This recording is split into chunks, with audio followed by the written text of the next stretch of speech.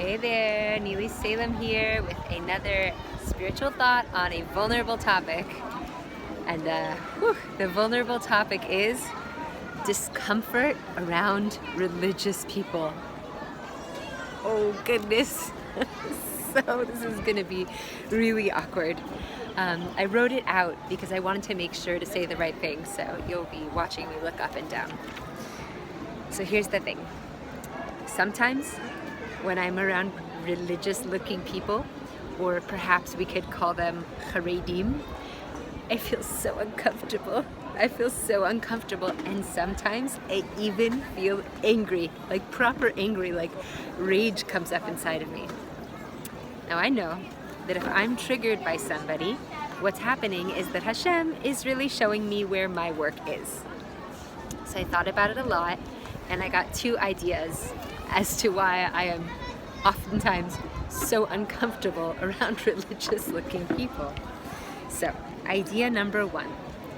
I think that when I see them, I subconsciously feel rejected, unacceptable, and not good enough. And then it's compounded by a story in my head of, that exclaims condescendingly, but these are the people of God, and this is how I feel around them? Like, shouldn't I feel comfort and love by the people of God? And they won't even look at me, or they won't even talk to me, and I take it personally. Because I want to be seen, and can you tell? And I want to be acknowledged, and I want to be related to, and I want connection, and I want love. Especially, I want connection with people that are close to God. So clearly, the stories in my head about religious-looking people, they're only going to create more sinat chinam, more baseless hatred. And a friend of mine somebody pointed out that they really feel like we're really getting close to, messianic times, or we're in them, but to the real thing, They said, we got to build the temple. Come down. We got to build the temple on baseless love, on ahavat chinam. So I need to reclaim my projections. And I'm only sharing with you these embarrassing projections and judgments because I do feel that other people perhaps relate. So as with the story of the spies, right? When the spies came to Israel and they were all intimidated, they said that the enemy saw them as grasshoppers in their eyes, so as in ours. And the idea being that the spies themselves were intimidated. They felt small, so they projected onto the enemies that the enemies starring the little girl at the hotel, that their enemies were thinking of them as small. So too here with religious people.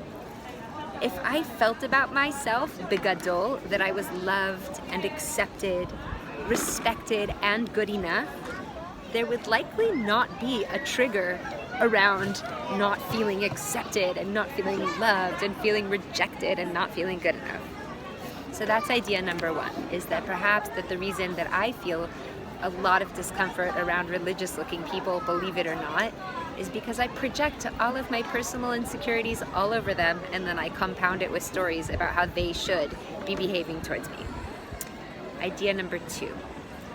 If I felt secure in my religious path and in my service of God, then the hats and the tights and the high-collared shirts and the eyes turned away, it wouldn't hurt. It wouldn't hurt. Meaning the only reason it hurts, I believe, is because I have insecurity around my own religious path. And I think part of it is also jealousy. I'm jealous. I'm jealous of what I positively project all over them, of the stories that I tell myself about religious people, right? I'm jealous of their dedication. I'm jealous of their devotion. I'm jealous of their humility. I'm jealous of their commitment. I'm jealous of their closeness to God. And so for me, they represent all of these things that I so badly want for myself, but I struggle with. So, just in case, just in case anyone here has also perhaps been to Israel, or I don't know, to Muncie, or just around, you know, the black hat kind of folks, and you get this internal cringe. Well, it's a good opportunity to look inside and see what's going on for you. Because if we're gonna build this world with love, then it's worth looking our discomfort and our judgments and our stories.